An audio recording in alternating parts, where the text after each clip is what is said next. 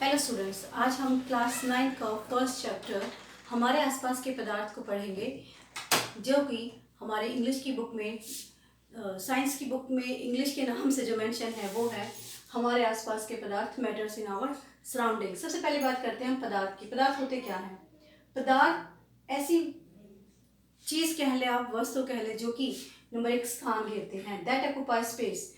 कोई भी चीज़ है, चाहे मैं आपको डस्टर दिखा रही हूँ, या पेन है, या मैं स्वयं हूँ, या आप हैं, आपकी किताब है, कोई भी चीज़ है, जो भी पदार्थ होगी वो क्या करेगा? स्थान घेरता है। सेकेंड बात आती है द्रव्यमान की। द्रव्यमान यानी कि उसका कोई ना कोई वजन होगा, चाहे वो वजन कुछ ग्राम का हो, या फिर वो कुछ किलोग्राम का हो, या फिर टन में हो।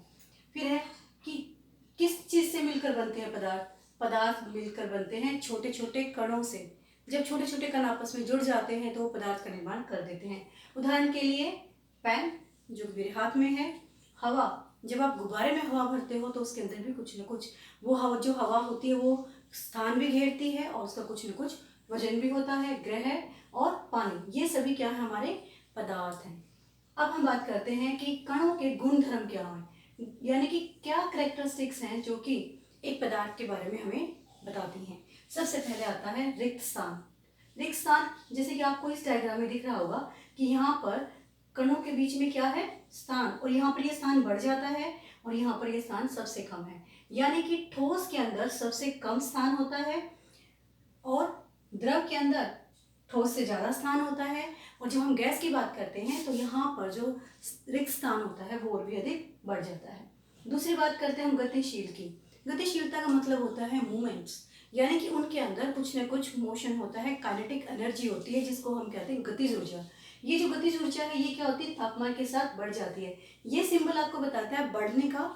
ये सिंबल आपको बताता है कि कोई चीज़ बढ़ जाती है, और ये सिंबल जब हम इसको उल्टा करके लिखते हैं तो इसका मतलब है कोई चीज़ कम हो जाती है, यानी कि घट जाती है। तो यहाँ पर जब गतिशीलता की बात करते हैं तो जैसे ही हम तापमान को बढ़ाते हैं तो ऑटोमेटिक आपकी काइनेटिक एनर्जी बढ़ जाती है, गतिज ऊर्जा बढ़ जाती है, जिसके कारण ये सबसे कम किस में होगा? ठोस में, और सबसे अधिक किस में होगा? गैस के अंदर। Third and the main point is आकर्षण, दैट इज अट्रैक्शन। अट्रैक्शन किस चीज के बीच में? कणों के बीच में। और जैसे कि इस डायग्राम में दिख ही रहा है कि ये सबसे ज्यादा एक दूसरे के पास आकर्षित है, एक दूसरे के साथ सटे हुए हैं, जबकि द्रव में ये थोड़े से फैले हुए हैं और गैस में ये और भी अधिक फैले हुए हैं, यानी कि उनके बीच आकर्षण सबसे कम है। आपके कई बार बुक के अंदर 3 नंबर के क्वेश्चन के अंदर ये पूछा जाता है कि ठोस यानी कि सॉलिड, द्रव यानी कि लिक्विड, एंड गैस यानी कि गैस, इन चीज़ों के बीच में क्या विभिन्नताएं हैं और आप इनको कैसे समझा सकते हैं। तो ये दिखा रखा आपको चित्र, ये हमारा ठोस का है, ये द्रव का है और ये गैस का है। सबसे पहली बात आती है निश्चित आकार। कोई भी ठोस हुआ, हर एक ठोस का एक निश्चित आकार होता है, उसका देखने में हमें पता चल जाता है कि ये एक निश्चित आकार लिए हुए है। द्रव के अंदर ये आकार अनिश्चित होता है। आप पानी को कहीं भी, आप पानी को गिरा के देखो एक सतह पर, आप देखेंगे कि वो कोई भी रास्ता बना लेता है। दैट मीन्स कि उसका जो आकार था वो क्या है? अनिश्चित है। उसको जिस चीज़ के अंदर डाला जाता है वो वही आकार ले लेता है। और गैस का तो आपको पता ही है कि इसका भी आकार अनिश्चित होता है। फिर बात करते हैं हम कठोर की। ठोस सबसे कठोर होते हैं। द्रव के अंदर बहाव होता है, बहाव का मतलब फैल जाना, सतह के अनुरूप ही बहाव हो जाना। और हमारा जो गैस होता है उसके अंदर भी बहाव हो जाता है। जब हम गुब्बारे के अंदर हवा भरते हैं तो ऑटोमेटिक वो जैसा हम जितनी हवा भरेंगे उसके अकॉर्डिंगली उसकी आकार शेप बन जाती है। उसके बाद है असंपीड्य, संपीड्यता, यानी कि कठोर कोई चीज़ होती है तो उसके अंदर हम उसको दबाएंगे तो वो क्या होगा? उसके अंदर वो दबेगा नहीं, यानी कि उसको हम कंप्रेस नहीं कर सकते। लेकिन जो द्रव होता है उसके अंदर थोड़ी बहुत संपीड़ितता होती है, कंप्रेशन होता है, और गैस के अंदर ये और भी अधिक होता है। ठोस का एक निश्चित आयतन होता है, द्रव का भी एक निश्चित आयतन होता है, लेकिन गैस का कोई निश्चित आयतन नहीं होता। उसके बाद आता है कि विमाएं। विमाएं क्या होती है? किनारे। अगर हम ठोस की बात करते हैं तो ठोस के क्या होते हैं? निश्चित किनारे होते हैं, उसकी साइड्स होती हैं। हमें पता होता है कि कोई भी ठोस है वो जिस भी रूप में होगा वो उसके किनारे कहलाएंगे। और अगर हम द्रव की बात करते हैं तो इसके क्या होते हैं? अनिश्चित विमाएं, यानी कि अनिश्चित किनारे। और गैस के साथ भी यही होता है कि उसके जो किनारे होते हैं वो अनिश्चित होते हैं। अब हम उदाहरण लेते हैं, उदाहरण से आपको समझ में आ जाएगा। मेज है, अब मेज का एक निश्चित आकार होगा, वो कठोर भी होगी, उसके अंदर असंपीड़ता भी होगी, निश्चित आयतन भी होगा और उसके किनारे भी होंगे। और जब हम बात करेंगे पानी या दूध की, सबको पता है अनिश्चित आकार होता है, उसके अंदर बहाव होता है, निश्चित आयतन होता है, उसके किनारे जिस भी सतह के साथ आएंगे उसी के अनुरूप हो जाएंगे। और गैस के अंदर ऑक्सीजन और मीथेन गैस, ये उदाहरण है हमारे गैस के। चलिए अब हम अपने इस चैप्टर के सेकंड टॉपिक के ऊपर चलते हैं। ये चीज़ें तो हमें फिर भी थोड़ा बहुत आइडिया होता है जब हम छोटी क्लासेस में पढ़ते हैं, लेकिन 9th क्लास के अंदर जो सबसे पहली बात और सबसे महत्वपूर्ण बात आती है वो आती है पदार्थ की अवस्थाओं में परिवर्तन। पदार्थ की 3 अवस्थाएं होती हैं, ठोस, द्रव, गैस। और इनके ऊपर 2 तरह का क्या होता है परिवर्तन। एक तो होता है तापमान में बदलाव करके और दूसरा होता है दाब में बदलाव करके। और यकीन मानिए जो हमारी केमिस्ट्री है, रासायनिक विज्ञान है, ये बहुत अधिक तापमान पर और दाब यानी कि प्रेशर के ऊपर निर्भर करता है। इसके अंदर सबसे पहले बात आती है आपकी तापमान की।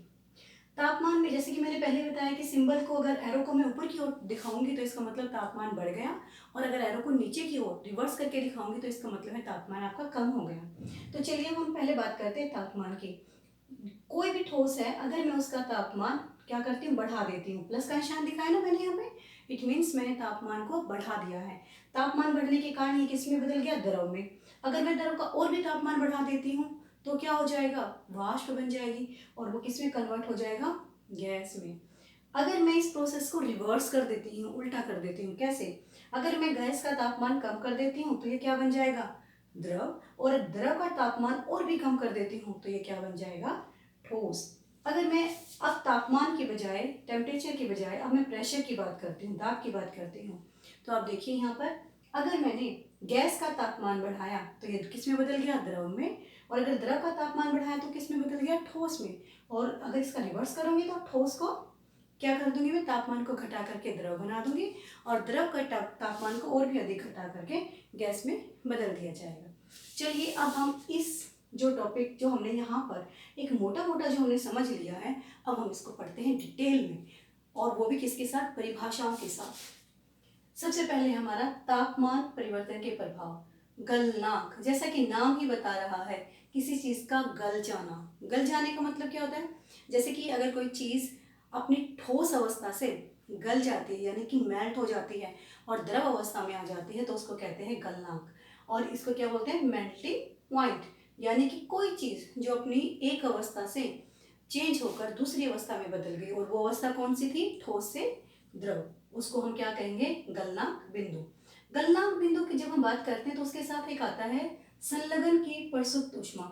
संलग्न की प्रसुप्त ऊष्मा का मतलब क्या है कि वायुमंडलीय दाब पर, एटमॉस्फेरिक प्रेशर पर क्या होता है, जब 1 किलोग्राम ठोस को उसके गलनांक जितनी ऊष्मा ऊर्जा की आवश्यकता होती है किस में बदलने के लिए, ठोस से द्रव में बदलने के लिए, उसको कहते हैं हम संलग्न की प्रसुप्त ऊष्मा, यानी कि सोई हुई ऊष्मा जो वो दिखाई नहीं दे रही है वहां पर। सेकेंड पॉइंट आता है हमारा क्वथनांक बिंदु, यानी कि बॉइलिंग पॉइंट। कोई भी चीज बॉइल होती है तो उसमें से क्या निकलती है, वाष्प, है ना। गैस में बदल जाता है कोई भी द्रव, तो द्रव से किस में बदल जाना, गैस के अंदर, और इसी को क्या कहते हैं, वाष्पीकरण की गुप्त ऊष्मा। तो सेम है, यहाँ पर हमने ठोस को द्रव में बदला था और यहाँ पर हम 1 किलोग्राम वायुमंडलीय दाब को किस में बदल रहे हैं, गैस में। और अब हमारी जो थर्ड टर्म है वो है ऊर्ध्वापातन। ऊर्ध्वापातन में क्या होता है कि बीच की जो एक कड़ी होती है, अभी तक हम ये पढ़ते आ रहे हैं कि कोई भी चीज है वो पहले ठोस है, ठोस से वो किस में बदल गई, द्रव में, और द्रव से वो किस में बदल गई, गैस में। तो ये क्या है, ये इस तरीके से जा रहा है, या ये हो सकता है कि ये उल्टा भी जा रहा हो। तो इसमें क्या है, बीच का ये जो स्टेप है हमारा द्रव, यहाँ पर क्या हो रहा है, ठोस से वो डायरेक्ट गैस में, इस वाले स्टेप को उसने लिया ही नहीं, यानी कि एक स्टेप जो है बीच का वो कहाँ गया, गायब हो गया, और उसको कहते हैं ऊर्ध्वापातन यानी कि सब्लिमेशन। अगर इस प्रोसेस को मैं उल्टे तरीके से बताऊंगी तो इसको बोलेंगे निक्षेपण, यानी कि गैस का किस में बदल जाना, ठोस में बदल जाना। अब आप देखेंगे ना कि यहाँ पर द्रव कहाँ है ही नहीं, द्रव तो यहाँ पर दिखाई नहीं दे रहा हमें, इसीलिए ये क्या है, सब्लिमेशन। और इसके लिया है अमोनियम क्लोराइड और कपूर और नेपथलीन की गोली। आपकी मम्मी सर्दियों में जो कपड़े रखती हैं उनके अंदर वो वाइट से कलर की कुछ गोलियां डालती हैं, उन्हीं को नेपथलीन की गोलियां कहते हैं। और आप देखिएगा कि कुछ समय के बाद वो गायब हो जाती हैं, वहाँ पर कोई आपको द्रव नहीं मिलता है। इसका मतलब वहाँ पर कौन से प्रोसेस हुए? ऊर्ध्वापातन। चलिए अब एक आपके पेपर में 9th क्लास में मैं गारंटी के साथ कहती हूँ कि ये क्वेश्चन हमेशा 3 नंबर में पूछा जाता है और एक एक नंबर का ये पॉइंट होता है, यानी कि इसके अंदर 6 चीज़ें हैं तो हाफ हाफ का डाल देंगे, और अगर 3 चीज़ें पूछी हैं तो वो एक एक नंबर का डाल देंगे। ओके, इसमें क्या होता है, हमारे पदार्थ की 3 अवस्थाएं हैं, द्रव, ठोस और गैस। अगर ठोस को क्या किया जाएगा, संगलन किया जाएगा तो किस में बदल जाएगा? द्रव में। और अगर द्रव को और तापमान बढ़ा के क्या कर दिया जाएगा, उसका वाष्पीकरण कर दिया जाएगा, वाष्पीकरण, तो किस में बदल जाएगा? हमारी गैस में। और अगर मैं गैस से सीधा उसको ठोस में बदलना चाहूंगी तो आएगा आपका ऊर्ध्वापातन। ठोस से अगर गैस में बदलेंगे तो ऊर्ध्वापातन, और अगर गैस से ठोस में करेंगे तो विक्षेपण, जो कि हमने यहाँ पढ़ा है अभी। और ऐसे ही अगर द्रव को मैं जमा दूंगी तो ठोस बन जाएगा, और अगर मैं द्रव को संघनन, द्रव गैस को ये एरो मैंने गलत लगा दिया है, एरो इस साइड आना चाहिए था। अगर गैस के मैं कणों को पास पास ला देती हूँ तो ये संघनन हो जाएगा। ठीक है, अब बात आती है कि बर्फ का गलनांक कितना होता है। हमारा जो अंतर्राष्ट्रीय स्टैंडर्ड होता है किसी इकाई को मापने का, तो वो क्या होता है, वो बर्फ के लिए उन्होंने बताया है कि इसका जो मेल्टिंग पॉइंट है वो 273.15 केल्विन है। लेकिन क्योंकि ये 15 जो है ये कहीं ना कहीं प्रॉब्लम क्रिएट कर रहा था, या हम ये कह सकते हैं कि पूर्ण इकाई बनाने के लिए हमने इसको यहाँ से ये 15 को हटा दिया और हम क्या यूज करने लगे, 273 केल्विन। चलिए ये हमने पढ़ा तापमान परिवर्तन के प्रभाव। अब हम पढ़ेंगे दाब परिवर्तन के प्रभाव। दाब परिवर्तन में क्या है, अगर गैस का तापमान में कम कर देती हूँ तो किस में बदल जाता है? द्रव में बदल जाता है। उदाहरण के लिए आपका है लिक्विड पेट्रोलियम गैस। कहाँ यूज की जाती है? कहाँ यूज की जाती है? यस, ये यूज की जाती है वाहनों में और हमारे घर में रसोई गैस की तरह। उसके बाद है आपका दूसरा एग्जाम्पल है इसका आइस, जो कि क्या है, शुष्क है, ड्राई आइस बोलते हैं इसको एग्जैक्ट हम। इसके लिए जो वर्ड यूज किया जाता है दैट इज ड्राई आइस। वाष्पीकरण क्या है, जैसे कि नाम ही बता रहा है, वाष्प का बनना। द्रव से किस में बदल गया? सीधा ही वाष्प में बदल गया। और इसको कौन कौन से कारक प्रभावित करते हैं? नंबर 1 अक्षय तरफल। अगर आपको मैं ये कहती हूँ कि आपने पानी को क्या करना है, वाष्प में बदलना है, आप क्या करते हैं, एक तो बड़ा बर्तन लेते हैं और एक छोटा सा बर्तन लेते हैं। आप ये देखिएगा कि जिसका क्षेत्रफल ज़्यादा होगा वहाँ पर वो ज़्यादा जल्दी वाष्प में बदल जाएगा। जैसे कि हम इसको एग्जाम्पल को सीधा सरल भाषा में कहेंगे तो आप एक बड़े से सरफेस पे पानी डाल के सुखाने का प्रयास करें और एक थोड़ी से सरफेस पे अधिक मात्रा में पानी डाल के सुखाने का प्रयास करें, तो जिसका क्षेत्रफल ज़्यादा होगा वो जल्दी से सूख जाएगा। दूसरा है तापमान। आप देखेंगे कि गर्मियों में हमारे कपड़े जल्दी सूख जाते हैं, लेकिन सर्दियों में कपड़े सूखने में टाइम लगता है, क्योंकि तापमान में क्या होता है, वेरिएशन होता है, अंतर होता है। थर्ड है आपका नमी और आर्द्रता से। जब हम कपड़ों को वर्षा के मौसम में बाहर सुखाते हैं और जब हम उसको बगैर वर्षा के मौसम में बाहर सुखाते हैं तो टाइम क्या लगता है, जब नमी होगी वातावरण में पहले से ही वहाँ पर टाइम अधिक लगता है कपड़ों को सूखने में, और जब नमी नहीं होगी वहाँ पर क्या लगेगा, कम टाइम लगेगा। उसके बाद है आपका वायु की वेग और गति। आप देखिए कि जब तेज हवाएं चलती हैं तो कई बार आपको ऐसा लगता है कि जैसे ही आपने कपड़ा तार पे डाला, अगर वो कोई पतला बारीक कपड़ा है तो जल्दी सूख जाएगा, यानी कि किसके ऊपर डिपेंड किया, आपका गति के ऊपर। किसकी गति? वायु की गति। चलिए अब आपका 2 नंबर का क्वेश्चन जो कि एग्जाम में पूछा जाता है वो है वाष्पीकरण से शीतलता। वाष्पीकरण मतलब वाष्प बन जाना, और वो क्या है, शीतलता। इसमें मैं समझाने से पहले आपको उदाहरण देती हूँ।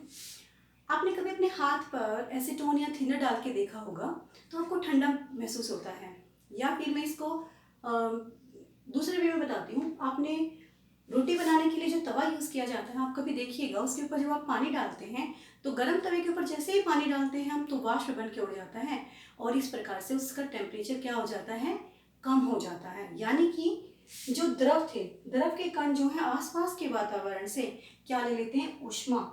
ऊष्मा को लेने से वातावरण से ऊर्जा बाहर निकलती है और हमें किसका एहसास होता है, शीतलता का एहसास होता है, ठंडक का एहसास होता है। अब चलिए, वैसे तो मैंने ये एक वीडियो अलग से बनाया हुआ है, how to convert Celsius into Kelvin and Kelvin into Celsius. Still मैं आपको यहाँ पे एक बार रिपीट करा देती हूँ कि क्या होता है। अगर हमें सी से के पर जाना है तो ABCD में ये हमारा पहले आता है और ये बाद में आता है, तो यहाँ से यहाँ जाने के लिए मैं 273 ऐड कर दूंगी। और अगर मुझे सी से के से सी पर जाना है तो मैं 273 क्या कर दूंगी, माइनस कर दूंगी। It's so easy. अब अगर एग्जाम्पल मैं लेती हूँ, अगर 25 डिग्री सेल्सियस है और इसको किस में कन्वर्ट करना है, केल्विन में, तो मैं क्या करूँगी, यहाँ पर 273 को ऐड कर दूंगी और आपका क्या आ जाएगा, आंसर। ओके, तो ये हमारा टॉपिक आज कंप्लीट हो जाता है। अगर कोई भी डाउट है, कोई कमेंट है या कोई चीज़ आपको यहाँ पर क्लियर नहीं हुई है तो प्लीज़ कमेंट में ज़रूर बताइएगा। एक अगले चैप्टर के साथ फिर से मिलते हैं। Stay at home, stay healthy. Thank you.